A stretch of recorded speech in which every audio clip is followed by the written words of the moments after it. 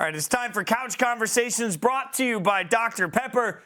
And this one is going to be spectacular. See, you never know who's going to show up on the wrap-up. And this time, we've got Tanner McKee, Stanford quarterback, who is got to be just on cloud nine after the massive upset. Harry and I were hosting a show earlier. We're trying to watch all this go to overtime. The drama was spectacular, man. Congratulations on the win. We appreciate you joining us. And, it's rare to get to talk to a quarterback from this moment. So I got to get to what your feelings were like. Because for anyone that didn't see the game, 4th and goal, you guys go for it. It doesn't work out, but there's a defensive penalty on it, so you're going to get another down. So what's going through your mind in that moment? Yeah, at that moment, we just had to capitalize on the chances that we got. Obviously, we felt very confident in the guys that we have to go make a play and win one-on-one matchups, and we were able to do that. So go to the next play then, because now you've got an untimed down. You're going to get another shot. When that's all going down, are you going to the coaches saying, hey, here's something I love, or they coming to you? Like, how does that collaborative process work to figure out what play you're going to run? Yeah, for sure. Obviously, Oregon has a very talented defense. Throughout the whole game, we're talking about what plays we like. I'm talking to John. I'm talking to Bryson and Elijah. All these guys are saying, hey, I think this is going to work. Let's throw this in this situation. And Coach Shaw is obviously a great coach. He was listening to that input, and we were kind of going back and forth what we think we should play or what we should run, and it worked out great. Now, Tanner, you're a Southern Cal kid. You from Southern California, my man. You actually got your first start against number 14, USC. You got that win. Take me back to that moment, man. What was that like for you in your career? Yeah, obviously it was really big. USC feels like home to me. Growing up a USC fan, I've been to the Coliseum for tons of games. And so walking into the stadium is great to kind of see that again and to just compete with my guys. Obviously we have a lot of team trust, and we were able to pull off that win as well.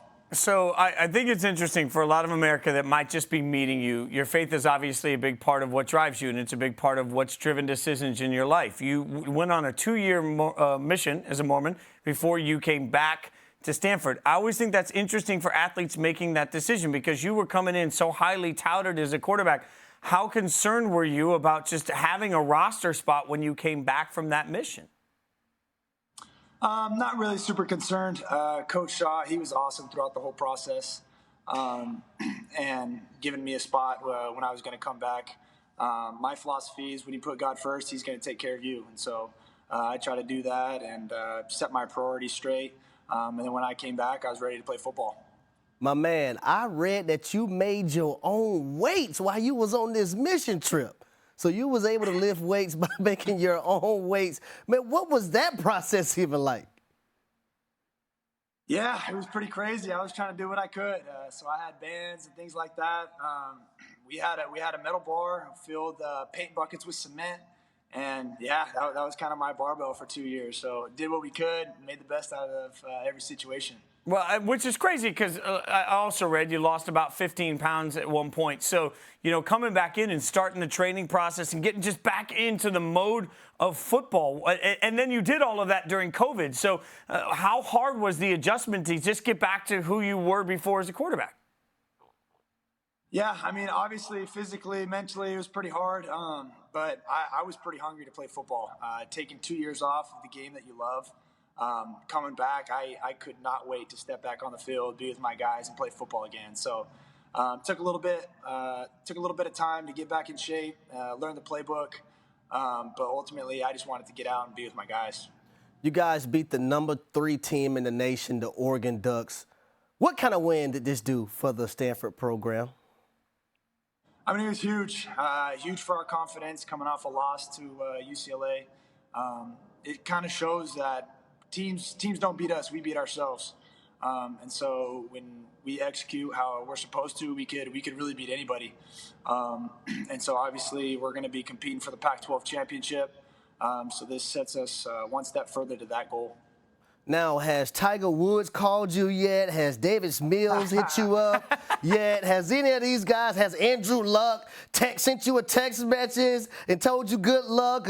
Atta baby, that's the way to represent for our school's program. Have you got any of those texts yet from any of those top dogs that came from Stanford? I'm going to have to check my phone after this, but I mean, we keep in contact with Davis. Davis is actually obviously doing great. Andrew Luck's coming into our QB meetings a few times, and so we're all in contact with those guys. And so the Stanford Network, Stanford's Connection, they run deep. The fans stormed the field. That's how they celebrated, and rightfully so for something like this. How are you going to celebrate the big win? I mean, I have my family here. We're going to go eat some dinner, really rehab and get ready for the next game. It's a short week for us. We play on Friday against ASU, so we got to start getting rolling. That's what I'm talking about, Fitz. A man of his business. He's ready to move on to the next Is there opponent. but like Stanford, is there something like fancy that you go eat? I mean, is there like a best spot on campus to eat for Stanford? On campus? There's a place called Jimmy V's. That's kind of my spot. So I go to Jimmy V's, whenever I can for lunch.